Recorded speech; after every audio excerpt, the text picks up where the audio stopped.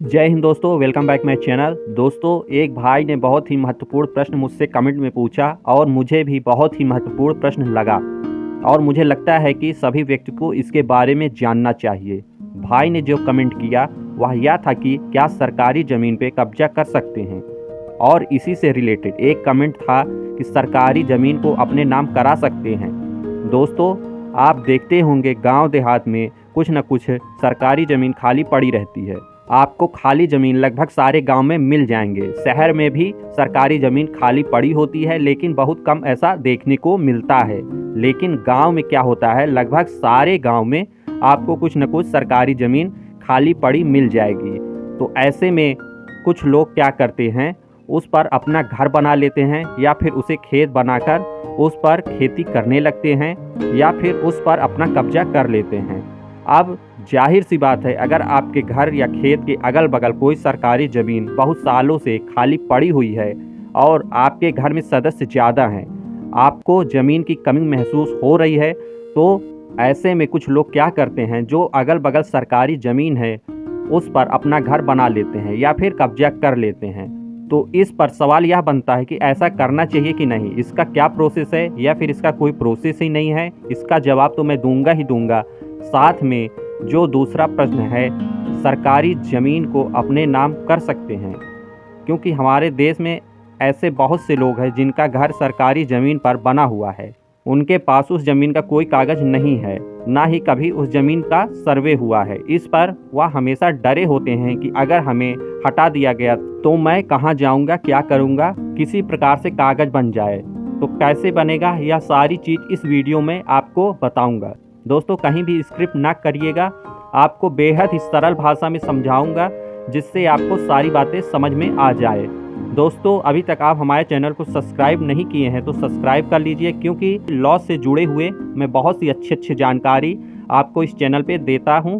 दोस्तों, वीडियो को बिना लंबा किए हुए हम अपने असल मुद्दे पर आते हैं। दोस्तों, आपको यह तो पता ही होगा कि किसी के निजी प्रॉपर्टी पे, मतलब किसी व्यक्ति के निजी ज़मीन पर अगर आप बिना रोक टोक, बिना लड़ाई झगड़ा या फिर जिस व्यक्ति का ज़मीन है आपने कब्जा किया हुआ है, उसने कभी भी प्रतिक्रिया ना दी हो, तो ऐसे में 12 साल बाद आप इस पर अपना दावा कर सकते हैं। इसे एडवर्स पोजीशन कहते हैं, मतलब प्रतिकूल कब्जा कहते हैं। इस पर कब्जाधारी के पक्ष में ही फैसला आएगा। इस पर भी मैंने एक डिटेल वीडियो बनाई हुई है, उसे भी आप देख लीजिए।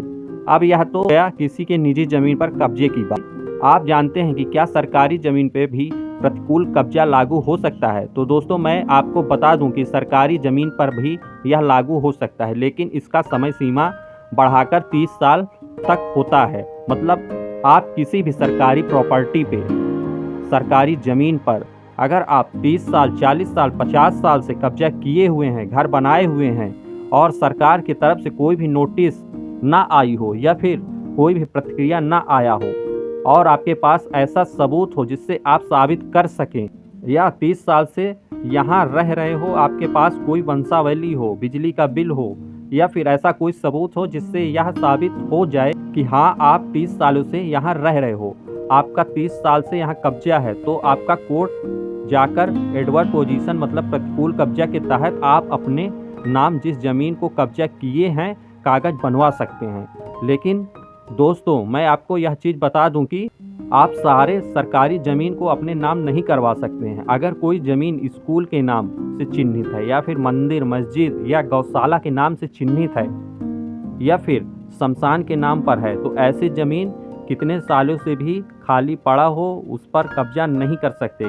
कभी भी आपको हटा दिया जा सकता है, या फिर आप उस पर कब्जा किए हुए हैं, भले ही 100 साल 200 साल से आपका वहाँ कब्जा हो, जब सरकार को उसकी ज़रूरत होगी तो आपको एक नोटिस देकर हटा दिया जाएगा। तो दोस्तों, अगर इन सब जगह पर आपका कब्जा है तो अपना झूठा सपना ना सजा के रखें। आप कहीं भी दावा करें, किसी भी कोर्ट में जाएं, वह आपकी नहीं हो सकती है।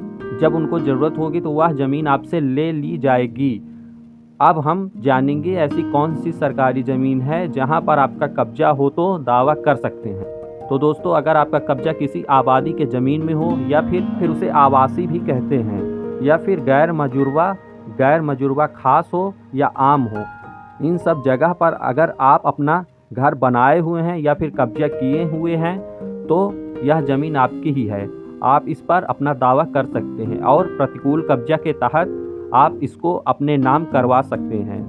दोस्तों, मुझे लगता है कि मैं सारी चीज़ आपको बता दिया।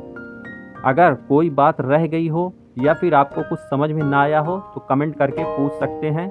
मैं आपके प्रश्नों का उत्तर अवश्य दूंगा। अगर वीडियो अच्छी लगी हो तो एक लाइक कर दीजिए, क्योंकि इससे मुझे बहुत ही प्रोत्साहन मिलता है, जिससे मैं और अच्छे वीडियो आपको बना के देता रहता हूँ। धन्यवाद।